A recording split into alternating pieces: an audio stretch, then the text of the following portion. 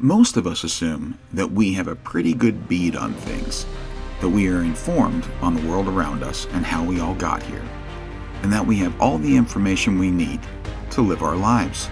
But what if we are wrong?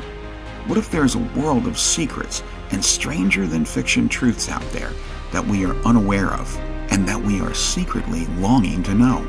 Things that once you hear them, you will have to say, "I did not know that."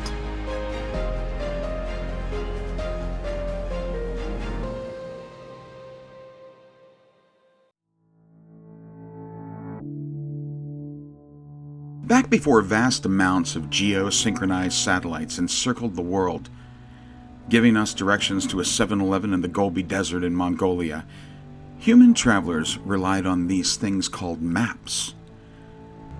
And they trusted that the information on these inexplicably multifolded maps was the geographic equivalent of the gospel.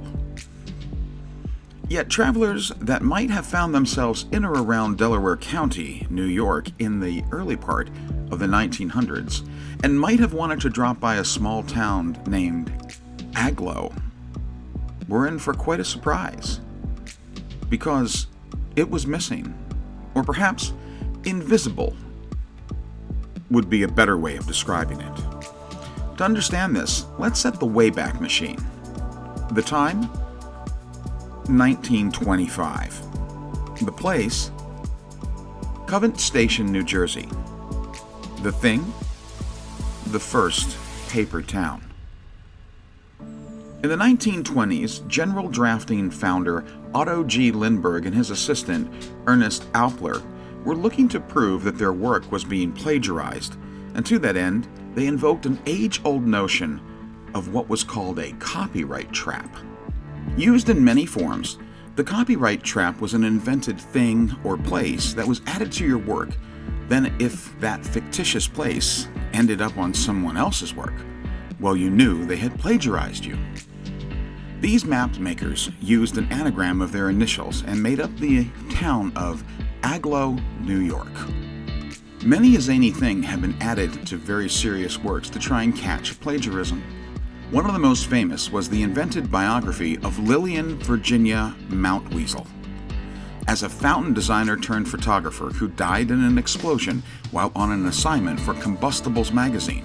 Allegedly, she was widely known for her photo essays of unusual subject matter, including the New York City buses, cemeteries in Paris, and rural mailboxes. This fictitious listing was inserted into the 1975 New Columbia Encyclopedia, becoming so famous that placing these copyright traps would forever be known as Mountweazels. As for the paper town of Agloe, it was included in many a map, proving that they had indeed been plagiarized. Even the giant map maker Rand McNally included Agloe. However, real life has a way of imitating art, or a lie.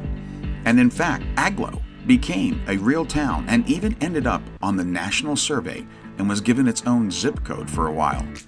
It was later used as the main plot device in the book and movie Paper Towns.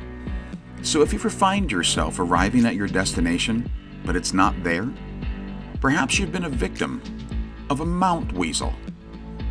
But that's life, and as John Lennon sang, while plagiarizing a 1957 Reader's Digest article written by Alan Saunders, life is what happens to you while you're making other plans. So now you know that.